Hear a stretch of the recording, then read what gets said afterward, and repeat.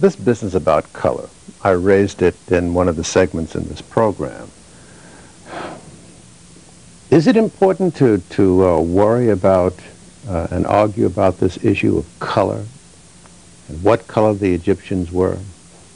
Egyptians had no special color. They were Africans, light skin, dark skin, black, brown. You've got to understand that at the time of the early Egyptians, there were no Greeks yet, and there were no Romans. The Greeks and the Romans did not come until about 1000 BC. The Hebrews did not come in until the Egyptians were already in the 13th dynastic period. It was strictly an African culture. Speaking about knowledge, you mentioned that the 10 Commandments, when we were in Egypt, you mentioned that the 10 Commandments that we are aware of are derived from 42 commandments that carry another name, the negative confessions. Or admonitions to Goddess Ma'at. I see. And they're thousands of years older than the so-called 10 Commandments. You see, we have some visuals that are on the that you took on the wall. There it is. Mm-hmm. Yes. Those are the negative confessions. Those are the some of the 42 negative confessions. Now, when you say negative confessions, that means... Because they start in negative. Hail Ma'at, I have not killed man or woman.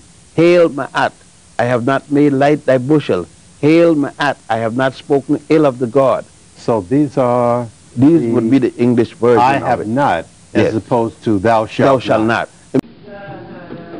Professor Joseph Ben Yakinen is an Egyptologist, having taught at Cornell University for over 15 years. Dr. Ben, as he is affectionately known, has lectured widely on both sides of the Atlantic. His theme, the ancient civilizations of Egypt. His presentations have placed him in great demand by students and community groups, especially those of African descent. Perhaps the high regard he enjoys today stems from his long, unwavering theme that the ancient civilizations along the Nile were African. And so you're saying then that the people of Central Africa migrated north up along this river? Yes, I'm saying that the original high culture, where the people first start to make scratches, symbols, writing down, hieratic and so forth, finally develop into alphabetical presentations, mathematical signs, religious signs and symbols and so forth. They actually had their beginning in Central East Africa. What it has here, what it is saying to the world, it relieved people from a religious bondage, religious slavery. If people knew what was here, they could see all the lies being told to them. They will see the reality and truth about religion. They see the love that the ancients did when they started this. They will see that, for instance, the Virgin Mary concept of Immaculate Conception is nothing new. And they were dealing with a human condition. And the whole thing based upon a God, especially a Unitarian God. One God came from here, not from Rome, not from England, London, not from Greece, Athens. It came from here.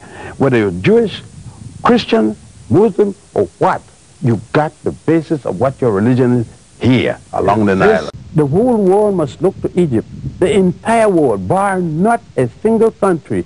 Every high culture must come here for the beginning of what they are. I don't care if it's Jewish, if you're Christian, or you're Muslim, if you're Greek, or you're Roman. You must come here. If you're talking about Abraham, you're talking about Moses, they were here.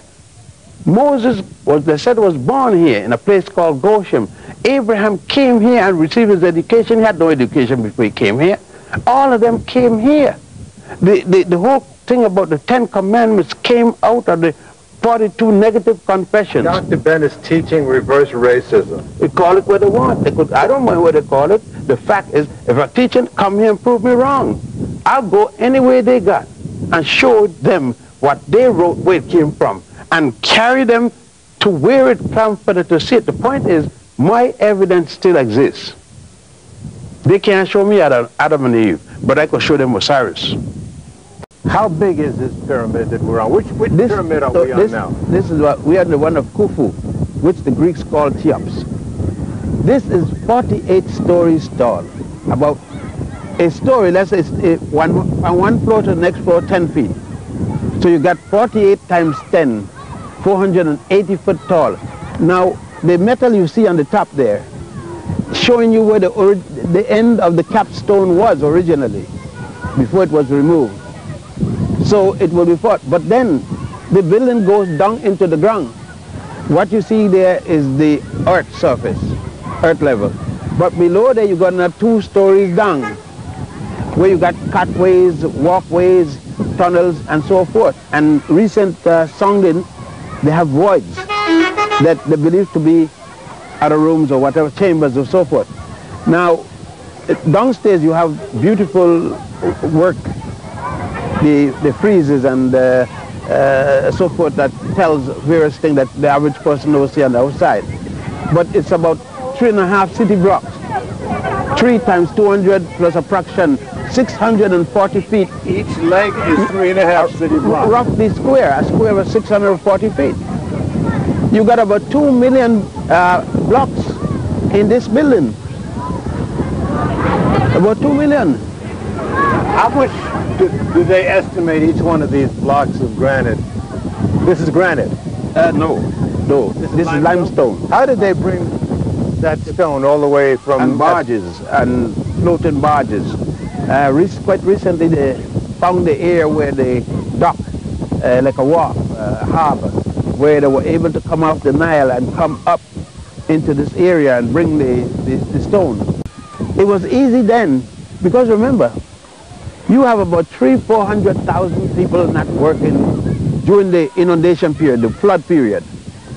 All of these monuments, wherever you go, are built in highland, above the flood level. So when the flood comes, these workers, these farmers have nothing to do. They have this. So it's not this myth about slave labor? Nonsense. Slave labor is nonsense. Pure, mitigated nonsense. These men were not guessing. They knew definitely what they were about to do. Is it true that each corner of this pyramid represents dead north, south, east, and west? It is. It's on target, as I said. The most modern engineering, geological, geosophical instruments cannot do this.